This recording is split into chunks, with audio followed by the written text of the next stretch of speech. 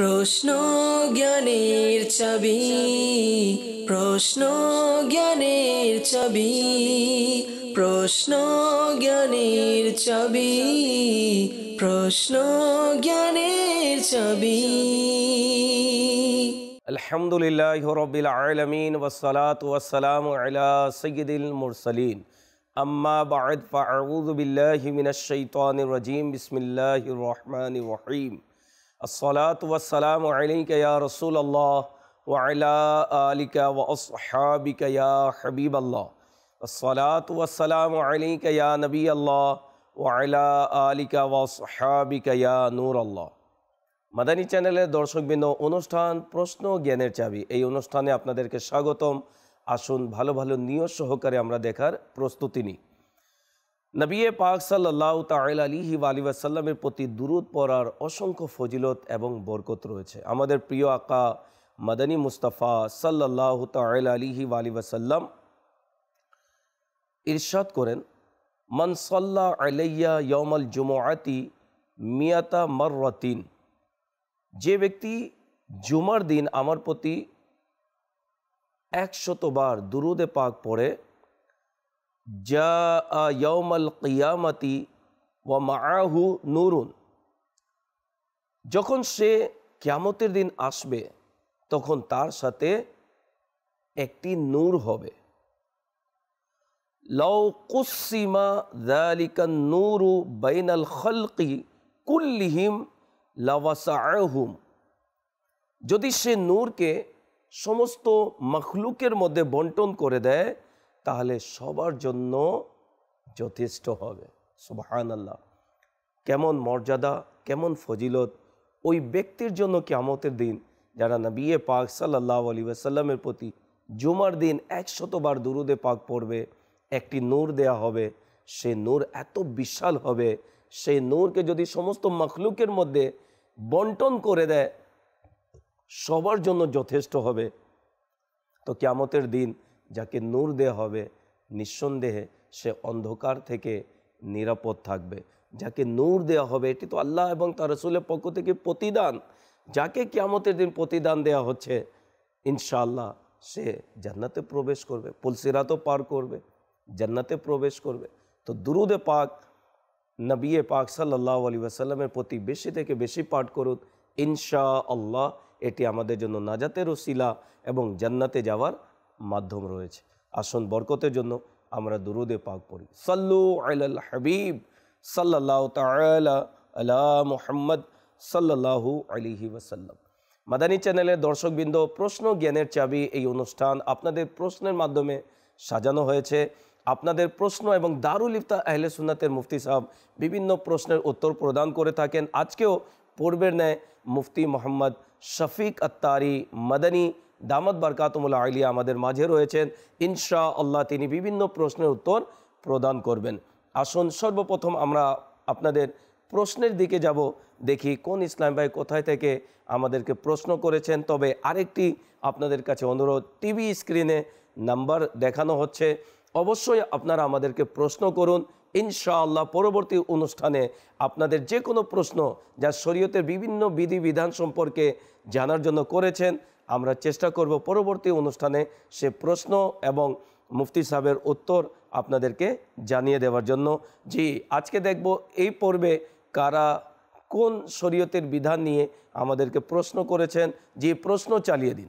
হুজুরের কাছে আমার প্রশ্ন, ল্যাজ কাটা পশু কুরবানি করার হুকুম কি? জি, যে ওই সকল পশু, কোরবানির পশু যাদের লেজ কাটা, তো শরীয়তের এর বিধান কি জানা অত্যন্ত জরুরি। দেখা যায় আমরা কোরবানির পশু গরু হাট থেকে কিনে নিয়ে আসলাম, এরপরে দেখা গেল তার লেজ কাটা। এখন অনেকে বলে কোরবানি হবে, অনেকে বলে তোমার কোরবানি হবে না। এখন তো কিনে নিয়ে আসলাম, এখন করণীয় কি? করণীয় এটাই ছিল, কেনার পূর্বে তার বিধান জেনে নেওয়া উচিত ছিল। এখন যদি সমস্যা হয়ে গিয়েছে তাহলে আপনি মুফতি সাহেবের কাছে যোগাযোগ করে এর বিধান জেনে নিন। তবে আজকে যে প্রশ্ন আমার ভাই করেছেন, মুফতি সাহেব কী উত্তর প্রদান করবেন আসুন আমরা জেনে নিই। যে মুফতি সাহেব কী বলবেন এই বিষয়ে?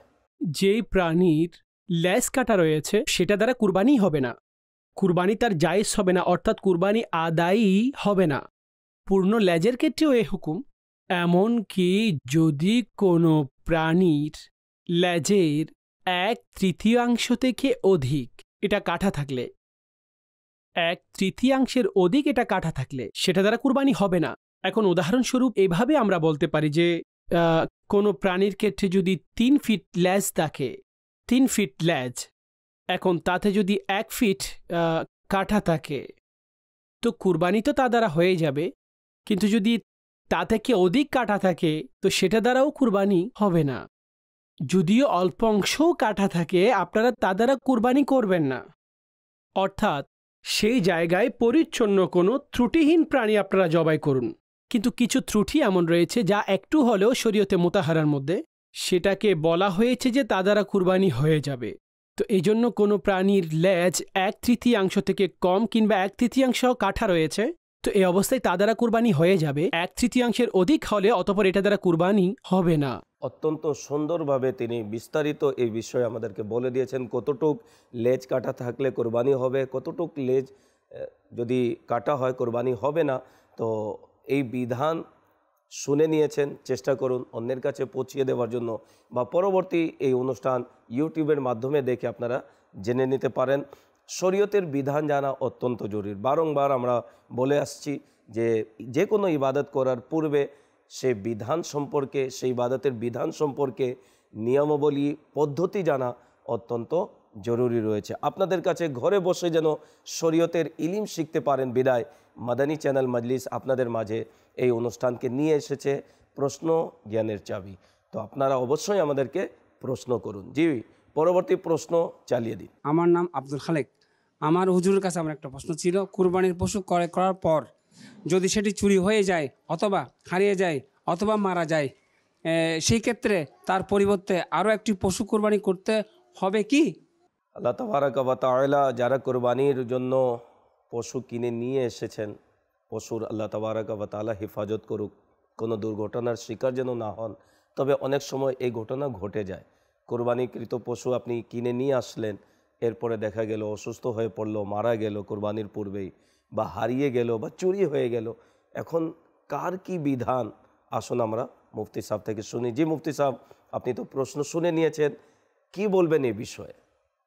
মূলত হুকুম হলো এটি, যদি কারো কুরবানির পশু চুরি হয়ে যায় অথবা মরে গেল, কোনো একটা কিছু হয়ে গেল, তো এখন হুকুম হলো এটি, যদি সেই ব্যক্তি এখনও সাহেবে নিসাব থাকে অর্থাৎ সামর্থ্যবান, তো শরীয়তে তার জন্য হুকুম হলো আরেকটি প্রাণী নিয়ে আসবে আর সেটাকে কুরবান করবে, অথবা নিজের অংশ অন্য কোনো প্রাণীতে বুক করে নিন।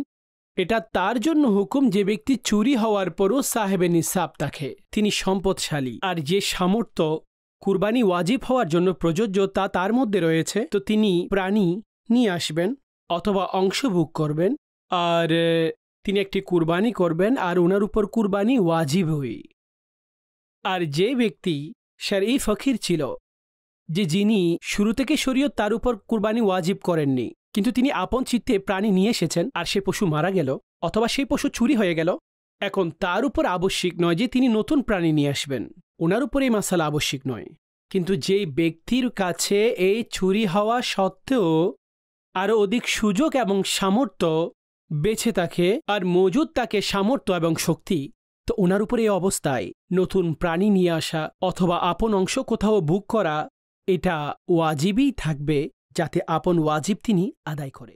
মাশাআল্লাহ, অত্যন্ত চমৎকার প্রশ্নের উত্তর আমরা পেয়ে গেলাম যে যদি চুরি হয়ে যায় বা মারা যায় বা হারিয়ে যায়, তো যারা ধন্যাট্যবান আরেকটি পশু কিনে নিয়ে এসে সে কোরবানি করতে পারে বা কোনো কোরবানিতে অংশ নিয়ে এসে নিজের ওয়াজিব আদায় করতে পারে, তো মুফতি সাহেব সুন্দরভাবে বলে দিয়েছেন তাদেরকে অবশ্যই করতে হবে। তো শরীয়তের বিধান রয়েছে, শরীয়তের বিধানের উপর আমাদেরকে আমল করা উচিত। অনেকে এই বিষয়টি দেখা যায় যে সে একটা বোঝা মনে করে, মাআযাল্লাহ আস্তাগফিরুল্লাহ, যে এত বড় আমি পশু কিনে নিয়ে আসলাম, এখন তো মারা গেল, আমি কেন কোরবানি করব, বা হারিয়ে গেল আমি কেন করব না। যদি আল্লাহ তাআলা আপনাকে অর্থ সম্পদ দিয়েছেন, একটি গরু কেনার পর আপনি ফকির হয়ে যাননি, আল্লাহ তাআলা আপনার সম্পদের হেফাজত করুক। হয়তোবা এটি আল্লাহর পক্ষ থেকে একটি পরীক্ষাও হতে পারে। তো আপনি যদি দ্বিতীয়বার আল্লাহ তাআলা সামর্থ্য যেহেতু দিয়েছে, আর আপনার সামর্থ্য আপনি জানেন আর আল্লাহ তাআলা জানেন, তো আল্লাহর সন্তুষ্টির জন্য যদি আরেকটি পশু কিনে এনে আপনি যদি কোরবানি দিয়ে দেন বা কারোর সাথে আংশিক অংশগ্রহণ করে যদি আপনি ওয়াজিব আদায় করে দেন, হয়তো আল্লাহ তাআলা এর বিনিময়ে এর চাইতে বেশি আপনাকে অর্থ সম্পদ দান করার ক্ষমতা রাখেন। অবশ্যই আল্লাহ তাবারক ওয়া তাআলা ক্ষমতা রাখেন, আপনাকে দিয়েছে বিদায় আপনার উপর কোরবানি ওয়াজিব হয়েছে। এবং কিতাবে বর্ণিত আছে খুশি মনে কোরবানি করো, আনন্দ চিত্তে কোরবানি করার জন্য বলা হয়েছে, খুশি মনে আল্লাহর জন্য।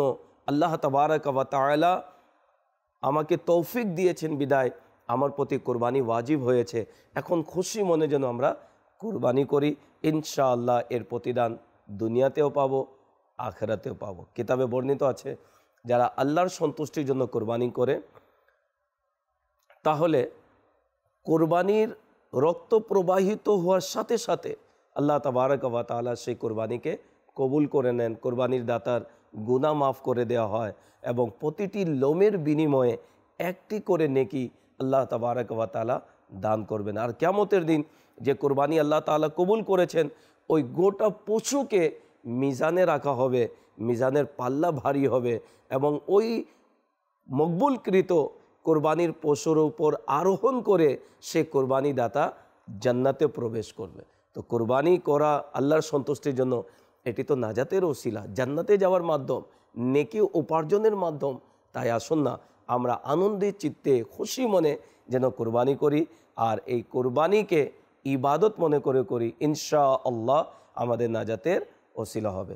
জি, মাদানী চ্যানেলের দর্শকবৃন্দ, আপনারা দেখছেন অনুষ্ঠান প্রশ্ন জ্ঞানের চাবি। টিভি স্ক্রিনে নাম্বার চালানো হচ্ছে, অবশ্যই আমাদেরকে প্রশ্ন করুন, ইনশাআল্লাহ মুফতি সাহেব আমাদেরকে উত্তর প্রদান করবেন। চেষ্টা করব পরবর্তী অনুষ্ঠানে অবশ্যই যেন আপনাদের প্রশ্ন চালানো হোক। জি, পরবর্তী প্রশ্ন চালিয়ে দিন। আমার নাম মোহাম্মদ আহনাফ আব্দুল্লাহ। হুজুরের কাছে আমার প্রশ্ন, কসাইদের যদি কোরবানির গোশত না দেয়া হয় তাহলে তারা মনে কষ্ট পায়, সেক্ষেত্রে কি করা উচিত? জি মুফতি সাহেব কি বলবেন এই বিষয়ে? এটি দৃষ্টিগোচর হয়েছে, অনেক কসাই তারা কাজ করে তার বিনিময়ে টাকা পায়, তবে অনেক সময় কসাইরা গোশত চেয়ে বসে যে আমাকেও কিছু গোশত দিন। তো কোরবানি দাতা যিনি, দেখা যায় তাদের সাথে বিহেভ করে, এই তোমাকে মজুরি দিলাম না, তুমি সময় দিয়েছো, তোমাকে আমি টাকা দিলাম, গোশত কেন দিব, গোশত তোমাকে দিব না। তাদের সাথে খারাপ অনেকে ব্যবহার করে, আবার অনেকে দেখা যায় যে গোশত তাদের মজুরি হিসাবে দিয়ে দেয়। তো কি বলবেন এই বিষয়ে? যারা কোরবানি দাতা তাদের করণীয় কি? কোরবানির পশুর গোশত কসাইকে দিতে পারবো কিনা, আর যদি দেয়া হয় আমাদের কোরবানি হবে কিনা, কি বলবেন এই বিষয়ে? দেখুন, আমাদের গোশত দেওয়ার ক্ষেত্রে নিষেধাজ্ঞা নেই, তাদের আপনি মাংস দিতে পারেন। আপনাকে কি নিষেধ করলো যে ওনাদেরকে মাংস না দিতে? মাসালা হলো এমন যে আপনি আপনার কুরবানির পশুর যে পারিশ্রমিক রয়েছে সেটা আলাদা রাখুন।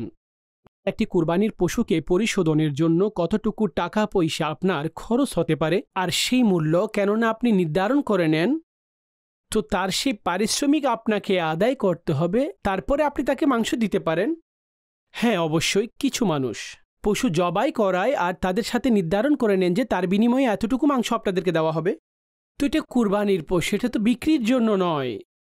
আর যেইভাবে আপনি পারিশ্রমিক দিলেন এটা তো কেনা বেচার মতো হয়ে গেছে।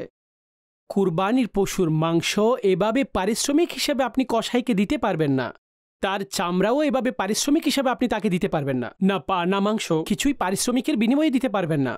আর এভাবেই ব্যক্তি এই বস্তুসমূহ নিজের জন্য বিক্রিও করতে পারবে না।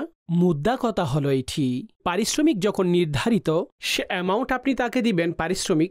এখন খুশি হয়ে আপনি মাংস যদি তাকে দিতে চান আপনি দিতে পারেন। এখানে আরেকটি কথা, কসাই সাহেবদেরকেও আমি বলবো যে মানুষের সাথে জবরদস্তি করবেন না, আর জেনে বুঝে এমন মাংস চেয়ে নিবেন না যেটা আসল মাংস হয়ে থাকে, সেটা পরিবারের লোক রাখতে চায় কারণ তারা মাংসের মালিক হয়ে থাকে। আপনি তাদের সাথে এভাবে জেদ করবেন না, না এটাকে প্রকাশ করবেন। আর যে সমস্ত কসাই সাহেব এক ধরনের চুরি করে নেয়, অর্থাৎ অনেকে এমন পিস আপন থলের মধ্যে ভরে নেয়, তো এটা করা তাদের জন্য জায়েজ নেই, সে গুনাহগার হবে। উভয় দিক থেকে কথা আমি আরজ করে দিলাম, কসাই সাহেবের পক্ষ থেকেও আর যারা কুরবানি করছেন সেই লোকেদের পক্ষ থেকেও। তাদের উচিত টাকা যেটা নির্ধারিত হয়েছে সেটা আপনারা দিয়ে দিন, আর তারপরে যতটুকু আপনারা আপন মসজিদে তাকে দিতে চান আপনারা তাকে মাংসও দিয়ে দিন, যাতে সে খুশি হয়ে আপন ঘরে চলে যায়। উভয় পক্ষকে অত্যন্ত সুন্দরভাবে মুফতি সাহেব বুঝিয়ে দিয়েছেন। যারা কোরবানি করে থাকেন তাদেরকেও বুঝিয়ে দিয়েছেন যে কসাইকে গোস্ত দিতে পারেন, তবে মজুরি যেটা নির্ধারিত সেটি দেওয়ার পর এমনিতে দিয়ে দেন। অন্যান্য জনকে দিচ্ছেন, কসাইকেও দিয়ে দেন। আর কসাইকেও মাশাআল্লাহ বুঝিয়ে দিয়েছেন যে জোরপূর্বক চাওয়া বা বাধ্য করে দেয়া কোরবানি দাতাকে না গোস্ত দিতে হবে। মাশাআল্লাহ অনেকে তো কোরবানির গোস্ত নিজের ব্যাগের মধ্যে চুরি করে নিয়ে আসে, এরকমও ঘটনা ঘটে যায়। তো এরকম করা উচিত নয়। খেতে হয় হালাল খেতে হবে। এটা না হয় আপনি চুরি করে নিয়ে আসলেন, খাবারের স্বাদ তো পেলেন, কিন্তু সেই খাবার আমার পেটের মধ্যে গিয়ে হারাম রক্তে পরিণত হলো। আল্লাহ তাবারাক ওয়া তাআলা না করুক যদি ওই সময় যদি মারা যান, তাহলে তো হারাম খেয়ে মারা গেলেন। তো এই জন্য অনেক কসাই ইসলামী ভাই যারা কাজের জন্য বের হয়ে থাকেন, অনেকে যারা বংশগতভাবে কসায় তারাও তো 12 মাস কসাইয়ের কাজ করেন। অনেকে কুরবানির সময় অনেক কসায় তারা বের হয়, শুধু এই ইভেন্টকে কেন্দ্র করে তারা এই কাজে নিয়োজিত থাকেন। তো তাদেরকে বলবো যে মুফতি সাহেব যে পরামর্শ দিয়েছেন অবশ্যই আপনারা সেটার উপর আমল করুন। এর পাশাপাশি অনুরোধ করব, কসাই এর কাজ করার আগে কোনো অভিজ্ঞ কসাইয়ের সাথে আপনারা তাদের সাথে কাজ করে অভিজ্ঞতা অর্জন করে নিন। অনেকে কসাইয়ের কাজে নতুন নতুন বের হয়ে যান, দেখা যায় কুরবানি পশুর যা অবস্থা করেন মাযাল্লাহ আস্তাগফিরুল্লাহ, তাদেরকে কষ্ট দেয়া, চামড়া নষ্ট করে ফেলা, গোস্ত যেভাবে কাটতে হয় সেভাবে না কেটে গোস্তকে একেবারে বরবাদ করে দেয়া, এটি ঠিক নয়। এবং যারা কোরবানি পশু কোরবানি করে থাকেন, যারা কোরবানি দাতা, তাদেরকেও বলবো 1000-2000 টাকা বাঁচানোর জন্য পুরো কোরবানির পশুর গোস্তকেই আপনি বরবাদ করে ফেলছেন। যে একজন নর্মাল কসাই সে 2000 টাকা একটি গরু বানাই দিচ্ছে, কিন্তু অভিজ্ঞ একজন কসাই সে 5000 টাকা চাচ্ছে। আপনি 2-3 হাজার টাকা বাঁচানোর জন্য দেখা গেল পুরো গরুর গোস্তকে নষ্ট করে ফেললেন। এরকম যেন না হয়। যেখানে আপনি লক্ষ টাকা গরু আনতে পেরেছেন, 5000 টাকা যদি খরচ করেন, সুন্দরভাবে আপনার কোরবানি পশুর যে গোস্ত রয়েছে অভিজ্ঞ কসায় সেটি বানিয়ে আপনাকে দ্রুত দিয়ে দিবে। তাই অনুরোধ করব এই বিষয়ে অত্যন্ত খেয়াল রাখা জরুরি। আল্লাহ তাবারাক ওয়া তাআলা আমাদেরকে এই বিষয়ে আমল করার তৌফিক দান করুক। জি মাদানী চ্যানেলের দর্শকবৃন্দ, সময় একেবারে সংক্ষিপ্ত, আমরা কয়েকটি প্রশ্ন নিব, এরপরে ইনশাআল্লাহ আপনাদের থেকে বিদায় নিব। সাল্লু আলাল হাবিব সাল্লাল্লাহু তাআলা আলা মুহাম্মদ সাল্লাল্লাহু আলাইহি ওয়াসাল্লাম। জি, পরবর্তী প্রশ্ন চালিয়ে দিন। হুজুর কাছে আমার একটা প্রশ্ন, কোরবানির জন্য কিছু সঞ্চয়কৃত অর্থের সাথে বাকি টাকা ধার করে কোরবানি করা যাবে কি? জি মুফতি সাহেব কি বলবেন এ বিষয়ে? অনেকে মধ্যবিত্ত পরিবার যারা, তারা কোরবানি করার ইচ্ছে রাখে, তবে তাদের নগদ টাকা থাকে না, বা যখন কোরবানির সময় চলে আসে টাকার ব্যবস্থা করতে পারে না। অনেকে প্রতি বছর কিছু না কিছু টাকা উঠিয়ে রাখে, জমাকৃত টাকা দিয়ে পশু কিনে যেন কোরবানি দিতে পারি। তবে জমাকৃত টাকা দিয়ে দেখা যায় যে সে টাকা দিয়ে সে কোরবানির পশু কিনতে পারছে না, তাকে ধার নিতেই হবে। এই বিষয়ে শরীয়তের কি বিধান রয়েছে একটু আমাদেরকে বিস্তারিত বলুন। কুরবানির জন্য আপনার কাছে কিছু টাকা জমা আছে, অথবা আপনি কিছুটা ধার নিলেন এবং কুরবানি করে নিলেন, তো কুরবানি একেবারে জায়েজ হয়ে যাবে। কুরবানি এটা মানুষ ভুল বুঝে, ধারকৃত টাকার মাধ্যমে কুরবানি হয় না, এভাবে হয় না, তো এটা একেবারে ভুল। এটা একেবারে ভুল এবং মন গড়া কথা। এমনকি কিতাবের মধ্যে এই মাসালা মজুদ রয়েছে যে যদি কারো কাছে স্বর্ণ থাকে আর এতটুকু নিসাব পরিমাণ হয়, অথবা জমি রয়েছে, অথবা এমন কিছু রয়েছে যেগুলো দ্বারা কুরবানি তার জন্য আবশ্যিক হচ্ছে, ক্যাশ নেই তার কাছে, টাকা নেই, তো তার জন্য শরীয়তের হুকুম হলো সে হয়তো সম্পদ বিক্রি করে কুরবানি করবে, অথবা সে কারো থেকে ধার নিবে আর কুরবানির ওয়াজিব আদায় করে নিবে, পরবর্তীতে তার সে ঋণ মিটিয়ে ফেলবে। তো তার জন্য এই দুটি অবস্থা বর্ণনা করা হয়ে থাকে, যে যেখানে টাকা নেই আপনি সেখানে আপনার মাল বিক্রি করে দিন। এই কথা তার জন্য বলছে যার উপর কুরবানি আবশ্যিক হচ্ছে, ওয়াজিব হচ্ছে, তার জন্য নয় যার কাছে প্রয়োজনীয় বস্তু রয়েছে সে প্রয়োজনীয় বস্তুই বিক্রি করে দিবে। না না, প্রয়োজন থেকে অধিক বস্তু এতটুকু যে যেটা নিসাবে পৌঁছে যাচ্ছে, অথবা স্বর্ণ রূপা এমন বস্তু যেগুলো নিসাবে পৌঁছে যাচ্ছে, তো তার জন্য কুরবানি আবশ্যিক হয়ে পড়ে। এখন টাকা না থাকলে তো আপনি আপনার মাল বিক্রি করে দিন, অথবা টাকা আপনি ধার নিয়ে নিন, আর এইভাবে আপনি আপনার কুরবানির ওয়াজিব আদায় করুন। মনে রাখবেন যে যার উপর কুরবানি ওয়াজিব হয়েছে আর সে কুরবানি করে না, রাসূলুল্লাহ সাল্লাল্লাহু আলাইহি ওয়াসাল্লাম ইরশাদ করলেন, কুরবানির সামর্থ্য যার কাছে রয়েছে আর যদি সেই ব্যক্তি কুরবানি না করে তো সে যেন আমাদের ঈদগাহের নিকটে না আসে। তো এটা হুজুরের অসন্তুষ্টি প্রকাশ করা হলো, এখানে অসন্তুষ্টি মূলত এখানে প্রকাশ করা হচ্ছে। তো এই জন্য কুরবানি যার উপরেই ওয়াজিব হয়ে যায় তার জন্য আবশ্যিক হলো যে সে আপন মাল কুরবানির জন্য খরচ করবে। এই সম্পদ খরচ করা আর এই আমল আল্লাহর কাছে অধিক নিকটতম এবং পছন্দের। আল্লাহ তাবারক ওয়া তাআলা সামর্থ্য দিয়েছে বিদায় আপনার উপর কুরবানি ওয়াজিব হয়েছে, তো খুশি মনে কোরবানি করা উচিত। মুফতি সাহেব আমাদেরকে বুঝিয়েছেন, রেওয়ায়তও বলেছেন যে যাদের সামর্থ্য রয়েছে কিন্তু কোরবানি করে না, নবী পাক সাল্লাল্লাহু আলাইহি ওয়াসাল্লাম নিষেধ করেছেন আমার ঈদগাতে যেন না আসে। তো যারাই এই অনুষ্ঠান দেখছেন, নিজের ঘরের মধ্যে যা কিছু আপনার রয়েছে এর বিধান সম্পর্কে জানার জন্য বলবো একবার ঘোড়ার আরোহী যে রিসালা মির আহলে সুন্নাতের সেটি পড়ুন। সেটার মধ্যে বিধান দেওয়া হয়েছে কার উপর কোরবানি ওয়াজিব। অনেক সময় আমার বর্তমানে দারিদ্রতা রয়েছে, টাকার ইনকাম নেই, খাবারের ব্যবস্থা হচ্ছে না, তো বিদায় আমার উপর কোরবানি ওয়াজিব নয়, নিজে নিজে ধারণা আমরা করে বসি। কিন্তু ঘরে স্বর্ণ রয়েছে, রূপা রয়েছে, বা এমন কোনো জিনিস যা হাজাতে আসলিয়া অর্থাৎ প্রয়োজনীয় জিনিসের অধিক কোনো জিনিস রয়েছে যা আমাদের ঘরের মধ্যে দেখা যায়, শোকেসের মধ্যে বিভিন্ন আপনার শোপিস রাখা, এই সকল বিষয় এর মূল্য একত্রিত করে স্বর্ণ রূপা সব কিছু একত্রিত করে যদি 52.5 তোলা রূপার বরাবর টাকা হয়ে যায় তাহলে তো কুরবানি ওয়াজিব হয়ে গেল। এর বিধান আমির আহলে সুন্নাত দামাত বরকাতুহুল আলিয়া ঘোড়ার আরোহী রিসালার মধ্যে লিখেছেন। একবার ভালোভাবে পড়ে নিন, পড়ার পরেও যদি বুঝে না আসে কোনো সুন্নি মুফতির কাছে গিয়ে জিজ্ঞেস করুন, ইনশাআল্লাহ তিনি সুন্দরভাবে আপনাকে বুঝিয়ে দিবে। যদি আপনি দেখেন যে হ্যাঁ এই বিষয়ে আমার মাঝে পাওয়া যাচ্ছে, এতটুক অর্থের সম্পদ এর মালিক আমি রয়েছি, আমার কোনো ঋণ নেই, আমি ধার নিয়েও পশু কিনে ওয়াজিব আদায় করতে পারি, তাহলে আপনি খুশি মনে এটি আদায় করুন। আল্লাহ তাবারক ওয়া তাআলা আপনার দারিদ্রতাকে দূর করে দিবে, আপনার রিজিকের মধ্যে, আপনার আয়ের মধ্যে, আপনার সম্পদের মধ্যে আল্লাহ তাআলা বরকত দান করবেন।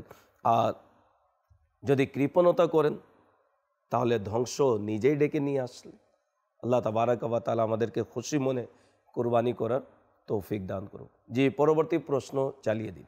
হুজুরের কাছে আমার একটা প্রশ্ন, অনেকে বলে দুম্বা অথবা বেড়ার বয়স কম হলেও সেটা দিয়ে কুরবানি করা যাবে, এটা কি সত্যি?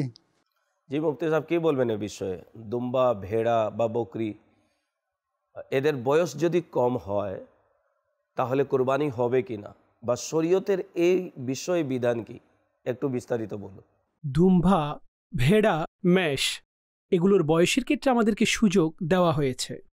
এগুলোর বয়স পূর্ণ না হলেও আর 6 মাসের হোক, 7 মাসের হোক, 8 মাসের হোক, আর দেখার ক্ষেত্রে এগুলো এমন মনে হয় যে বছর পূর্ণ হয়েছে, অর্থাৎ 1 বছর পূর্ণ হয়েছে এমন মেষের সামনে এটাকে রাখলে মনে হয় যে এটারও 1 বছর পূর্ণ হয়েছে। তো এতে আমাদেরকে সুযোগ দেওয়া হয়েছে, এটাকে আমরা করতে পারি। এটা 6 মাসের হলেও কুরবানি করা যাবে যখন দেখার ক্ষেত্রে এটা 1 বছরের মনে হবে, কিন্তু এটা শুধুমাত্র দুম্বার জন্য। এখন ছাগল চাই যত বড় মোটা তাজা হোক না কেন, কিন্তু বয়স কম, অর্থাৎ এখনও তার 1 বছর পূর্ণ হয়নি। অনুরূপভাবে ষাঁড়, অনেক এমন ষাঁড় রয়েছে অনেক বড় বড় হয়ে যায়, এগুলোকে এমনভাবে খাওয়ানো হয় যে এগুলো দেখতে অনেক বড় মনে হয়ে থাকে। মানুষ বলবে এগুলো 2 দাঁতের নয়, এগুলো 4 দাঁতের, কিন্তু প্রকৃতপক্ষে এগুলো 2 দাঁতেরও এখনও হতে পারেনি, সেগুলোর 2 বছর পূর্ণ এখনও হয়নি হয়তো। তো এগুলোর ক্ষেত্রে সে শরীর দেখা হবে না, এই ক্ষেত্রে মোটা দেখা হবে না, এগুলোতে মাংস দেখা হবে না, বরং এগুলোর মধ্যে আমরা যেটা দেখব সেটা বয়সের বিবেচনায়।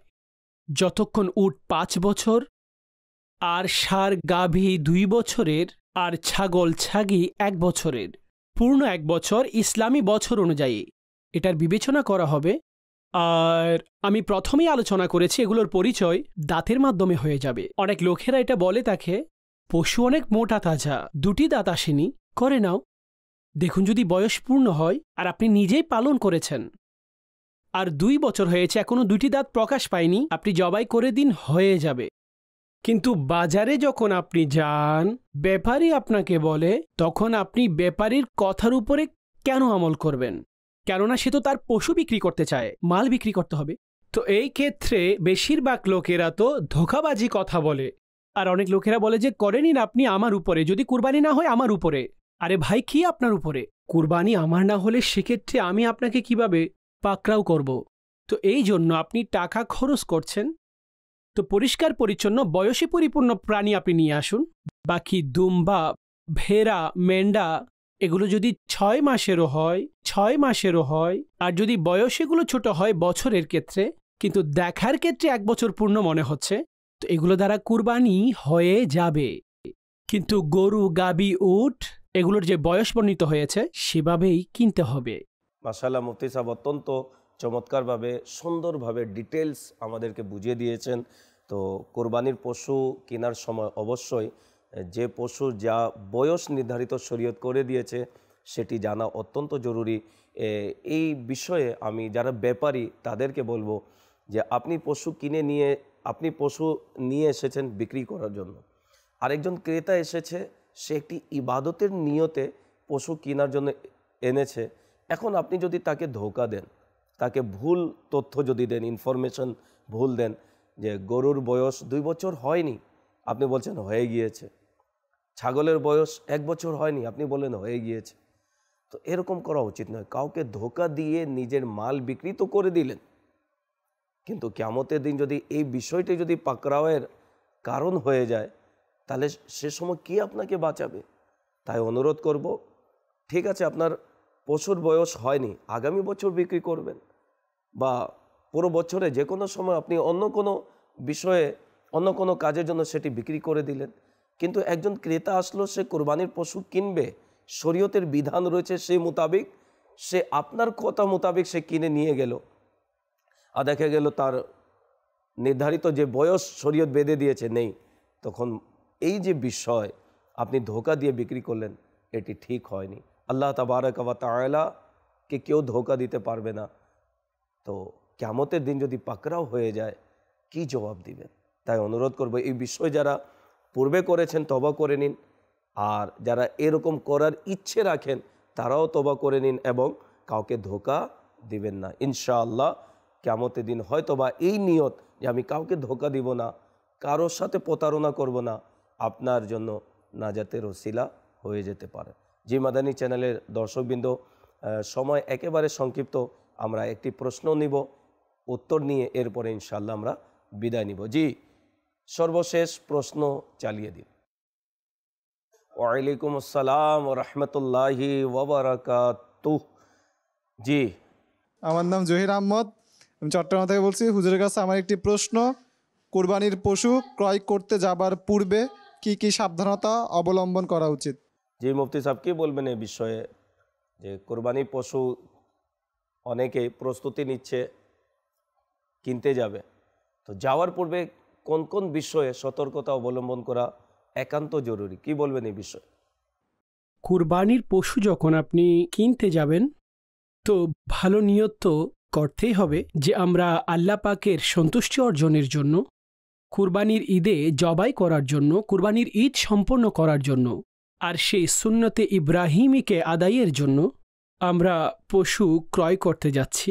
রিজকে হালাল উপার্জন তাতে খরচ করতে হবে, কেননা আল্লাহ পাক তৈয়ব, পাক আর পবিত্র বস্তুই কবুল করেন।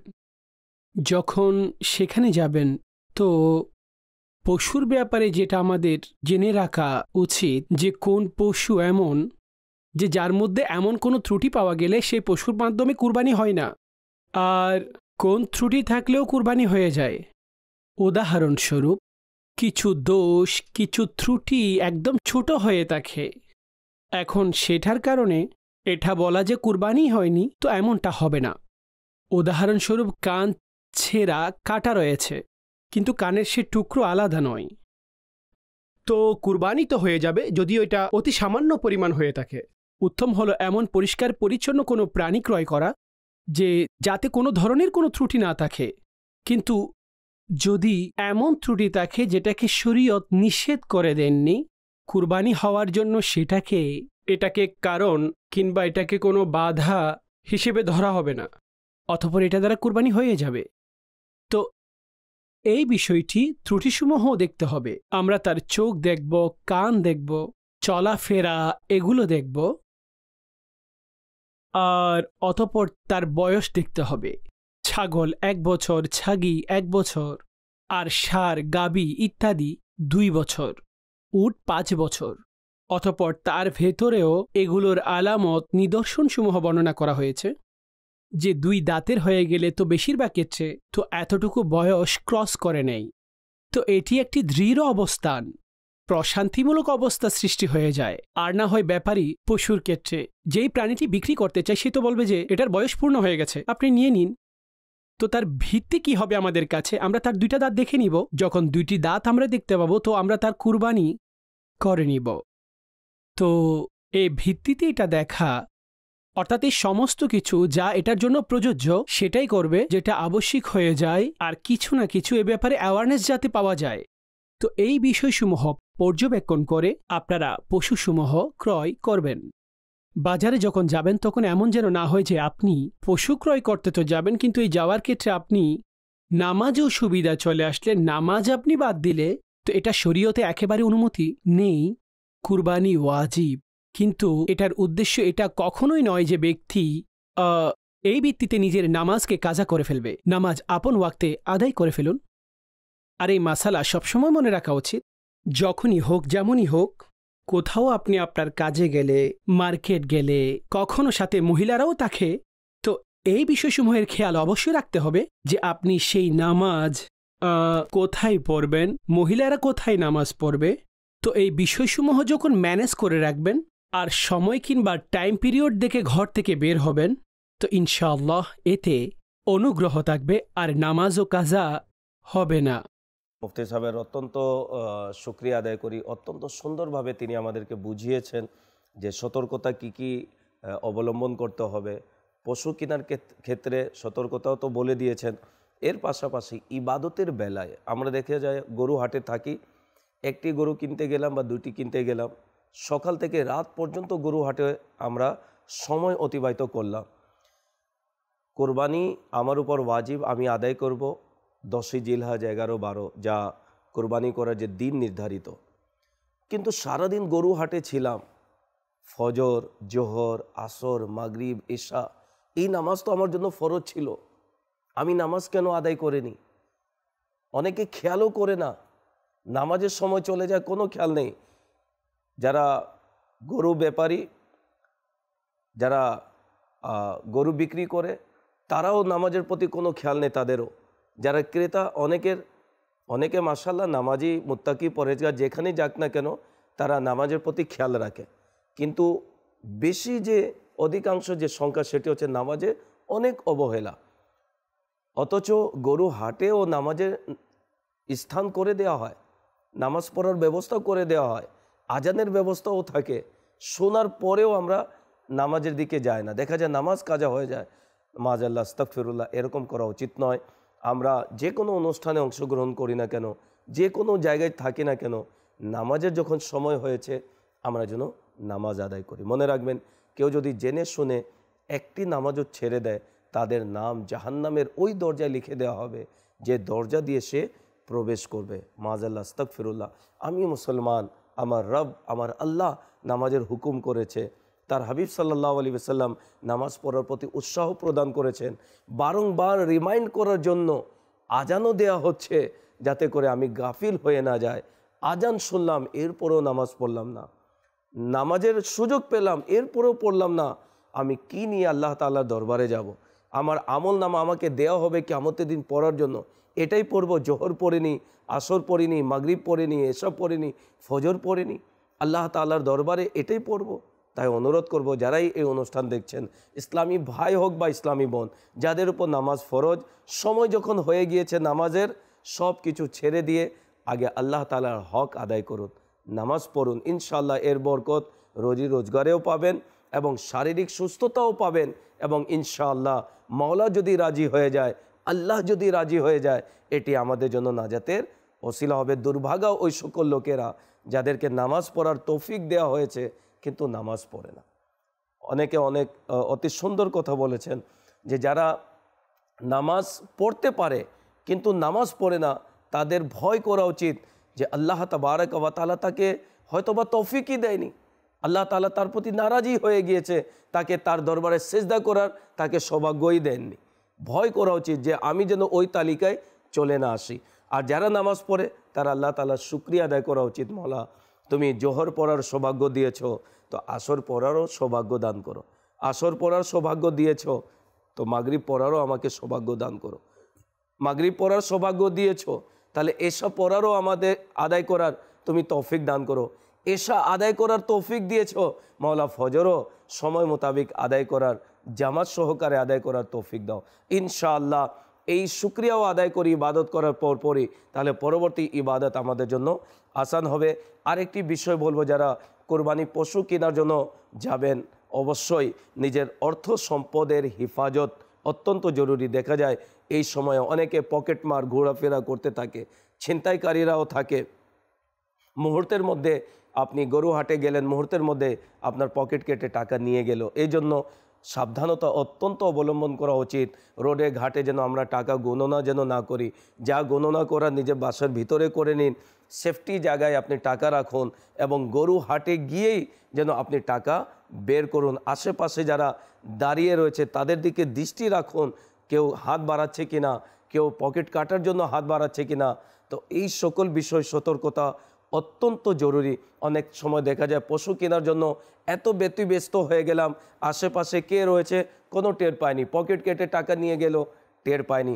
একটি ওজিফা রয়েছে, যদি এর উপর আমল করে নিন, আশা রাখি আল্লাহ তাআলার দয়াতে আপনার সে অর্থ সম্পদ হেফাজতে থাকবে। সেটি হচ্ছে ইয়া জালিলু, ইয়া জালিলু 10 বার যদি পাঠ করে সেই টাকার মধ্যে আপনি ফুঁক দিয়ে দিন, ইনশাআল্লাহ সেই টাকা চুরি ডাকাতি হওয়া থেকে হেফাজতে থাকবে, হারিয়ে যাওয়া থেকে হেফাজতে থাকবে। আল্লাহ তাবারক ওয়া তাআলা এই সকল বিষয়ে সতর্কতার উপর আমাদেরকে আমল করার তৌফিক দান করুক। যারাই কোরবানি করছেন আল্লাহ তাআলা আপনাদের কোরবানিকে কবুল করুক। যেতে যেতে একটি আবেদন করে যায়, সেটি হচ্ছে আপনার কোরবানিকৃত পশুর চামড়া অবশ্যই দাওয়াত ইসলামীকে দান করুন। কল সেন্টারের নাম্বার চালানো হচ্ছে, যেদিন আপনি কোরবানি করবেন আপনি কল করে আমাদেরকে জানিয়ে দিন। ইনশাল্লাহ দায়িত্বশীল ইসলামী ভাইরা যদি আপনার এলাকায় থাকে আপনার ঘরে পৌঁছে সে পশুর চামড়া সংগ্রহ করে নেবে। অন্যথায় আপনিও তো দাওয়াত ইসলামীওয়ালা, আপনিও তো মাদানী চ্যানেলওয়ালা, মাদানী চ্যানেল দেখে অনেক কিছু শিখেছেন। আল্লাহ তাআলা আমাদের সকলকে দাওয়াত ইসলামীকে আর্থিক সহযোগিতা করার তৌফিক দান করুক। আমিন বিজাহিন নবিগিল আমিন সাল্লাল্লাহু আলাইহি ওয়াসাল্লাম। সাল্লু আলাল হাবিব সাল্লাল্লাহু তাআলা আলা মুহাম্মদ সাল্লাল্লাহু আলাইহি ওয়াসাল্লাম। প্রশ্ন জ্ঞানের চাবি, প্রশ্ন জ্ঞানের চাবি, প্রশ্ন জ্ঞানের চাবি, প্রশ্ন জ্ঞানের চাবি।